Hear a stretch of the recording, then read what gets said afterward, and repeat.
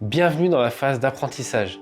Dans cette vidéo, je vous montrerai en priant moi-même ce que donne une prière de confession. Mais avant ça, j'aimerais vous donner quelques petites astuces pratiques pour vous aider dans vos prières personnelles. Voilà les conseils que je peux vous donner pour vos prières de confession. Le premier, c'est confesser avec vérité. Pour vivre une confession profonde, on ne doit pas cacher la vérité à Dieu, mais plutôt la lui avouer sincèrement. 2. Courir vers Dieu. Comme on l'a vu dans la vidéo précédente, parfois lorsque l'on pêche, on est tenté de partir loin de Dieu, de le fuir. Mais il est vraiment préférable pour nous, au contraire, de courir vers lui pour nous confesser, parce que Dieu est plein de compassion et il veut nous pardonner. 3. Dieu veut nous libérer. Rappelez-vous que Dieu veut nous libérer du mal qui remplit notre cœur. Du coup, la confession n'est pas une simple liste qu'on récite d'une manière défaitiste, mais c'est un moment où nous laissons toute la place à Dieu pour qu'il nous libère du mal. 4. Péché commis et péché omis. Pour que votre confession soit encore plus complète, rappelez-vous que la Bible nous enseigne qu'il y a 2 catégories de mauvaises actions. La première, c'est en commettant. C'est de l'ordre de l'action. Tout ce que je fais et que je ne devrais pas faire.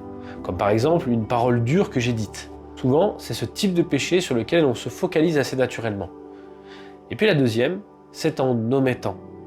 C'est-à-dire en négligeant le bien qu'on aurait dû faire. Tout ce que je ne fais pas et que je devrais faire. Par exemple, j'ai une personne à côté de moi qui avait besoin que je l'écoute et je ne l'ai pas écouté. À l'inverse du premier, ce type de mauvaise action nous est souvent méconnu. Et pourtant, combien de fois on ne le fait pas alors qu'on devrait faire?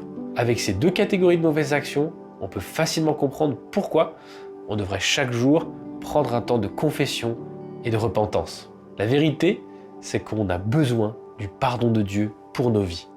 5. Écouter pour confesser.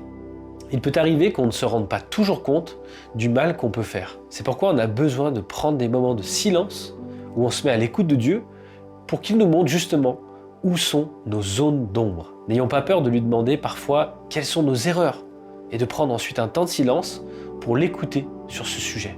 Vous trouverez sous la vidéo une liste de plusieurs passages de la Bible qui pourront vous inspirer pour votre confession. N'hésitez pas à parcourir la Bible encore une fois pour en trouver toutes les richesses qui façonneront votre vie de prière. Maintenant, je vais prendre un moment de prière pour que vous puissiez voir comment je prends un temps de confession devant Dieu.